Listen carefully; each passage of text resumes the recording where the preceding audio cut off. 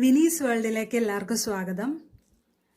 ഈ channel subscribe ചെയ്യാത്തവരുണ്ടെങ്കിൽ ഒന്ന് സബ്സ്ക്രൈബ് ചെയ്ത് ബെൽ ബട്ടണും കൂടി ഒന്ന് എനാബിൾ ചെയ്യണം. എന്നാൽ മാത്രമേ ഈ എല്ലാ വീഡിയോസും കിട്ടുള്ളൂ.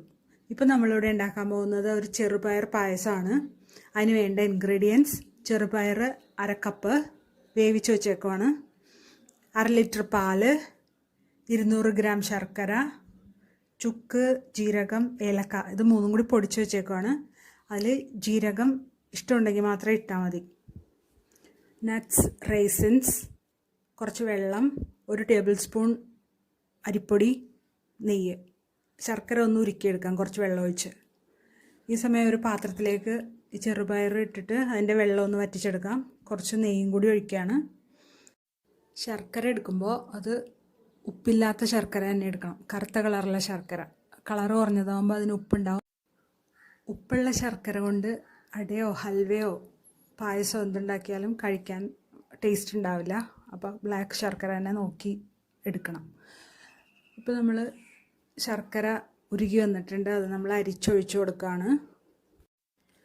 ഇനി ഇതിൽ വെള്ളം മുഴുവൻ വറ്റിച്ചെടുക്കണം. ഒരു പിഞ്ച് ഉപ്പും കൂടി ഇട്ട് കൊടുക്കണം. ഇപ്പോൾ ഇത് മിക്സായി വന്നിട്ടുണ്ട്.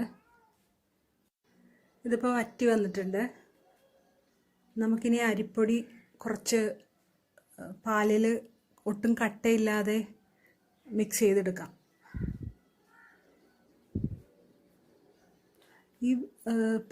ഈ പാൽ കൊണ്ട് ഉണ്ടാക്കണോണ്ട് അത് പിരിഞ്ഞു പോകാതെ നോക്കണം. കുറച്ച് വെച്ചിട്ട് വേണം എല്ലാം ചെയ്യാൻ. ഇപ്പം നമ്മൾ ഇത് ഒഴിച്ചു കൊടുക്കുകയാണ്. ഇതിനി ഒന്ന് നന്നായിട്ട് കുറുകി വരണം.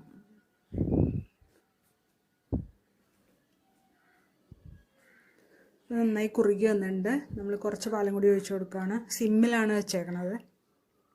കൂട്ടി വെച്ചാൽ ചിലപ്പോൾ പിരിഞ്ഞു പോകാൻ ചാൻസ് ഉണ്ട്, ശർക്കര ഈ പാലും കൂടി ആയതുകൊണ്ട്. ബാക്കി പാലും കൂടി ഒഴിച്ചു കൊടുക്കുകയാണ്. ഇനി നന്നായിട്ട് ഇളക്കി കൊടുക്കുക, കളറ് മാറുന്നവരെ ഇളക്കുക.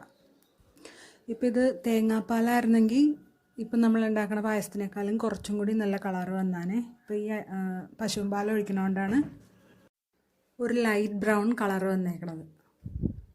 ഇനി നമുക്കിതിലേക്ക് കണ്ടൻസ്ഡ് മിൽക്ക് ഒഴിച്ചു കൊടുക്കാം, 1 ടേബിൾ സ്പൂൺ.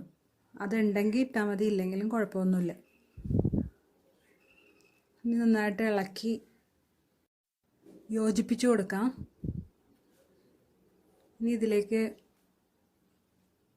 പൊടി ഇട്ട് കൊടുക്കാം. നമ്മൾ പൊടിച്ച് വെച്ചേക്കണം ജീരകം, ചുക്ക്, ഏലക്ക, അതിൻ്റെ പൊടി ഇട്ട് കൊടുക്കാം.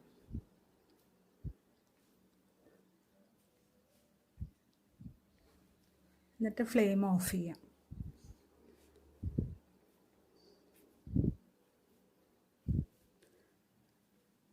നട്ട്സും റൈസിൻസും കുറച്ച് നെയ്യിൽ വറുത്തെടുക്കാം.